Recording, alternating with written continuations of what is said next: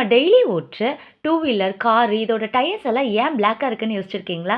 அதுக்கு காரணம் carbon black அப்படின்ற ஒரு வேதிப்பொருள் தான். ஆமாங்க. இது இருக்கிறனால தான் காரு, டயர் எல்லாமே வந்து பிளாக் கலர்ல தெரியுது. இத யூஸ் பண்றதுக்கு 3 காரணம் இருக்கு.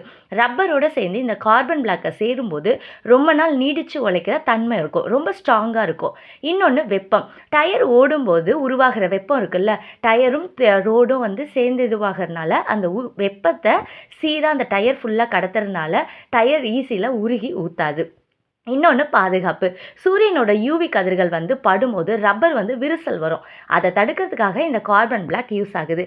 கார்பன் பிளாக் அது என்ன கருப்பா தான் இருக்குமா? அப்படின்னு கேட்டீங்கன்னா, அதுக்கு பேருக்கு ஏத்த மாரி கருப்பா தான் இருக்கும். கார்பன் பிளாக்ல இருக்கிறது அதோட மேல விழுற ஒளிய வந்து முழுமையா உறிஞ்சி உள்ளேயே வச்சுக்கும். வெளிய விட்டா தான் அதோட கலர் என்னன்றது தெரியும். ஸோ நம்மளோட அறிவியல் ரீதியா எது ஒண்ணு ஒளிய முழுமையா உள்ள ஈர்த்து வச்சுக்குதோ, அது நம்ம கண்ணுக்கு கருப்பா தான் தெரியும். அதனால தான் கார்பன் பிளாக் கருப்பா தெரியுது.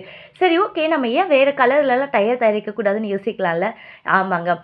2 ரீசன்னால தயாரிக்கிறதில்ல. 1 வலிமை குறைவு. மத்த டயர் கலர்ஸ் எல்லாம் சேஞ்ச் பண்ணும்போது, அதில கார்பன் பிளாக்குக்கு யூஸ் பண்ற அளவுக்கு வந்து இதோட அந்த ஸ்ட்ராங்னஸ் இருக்காது.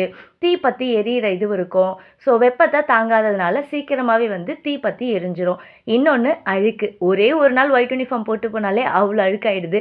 இந்த ஒயிட் டயர சுத்திக்கிட்டு ஊரெல்லாம் வந்தோம்னு வச்சுக்கோங்க, அவ்வளோதான். ஒரு நாள் கூட தாங்காது. இந்த இன்ட்ரஸ்டிங்கான விஷயம் உங்களுக்கு புடிச்சிருக்குன்னு நெனைக்கிறேன். சப்ஸ்கிரைப் பண்ணிக்கோங்க. நெக்ஸ்ட் வீடியோல பார்க்கலாம்.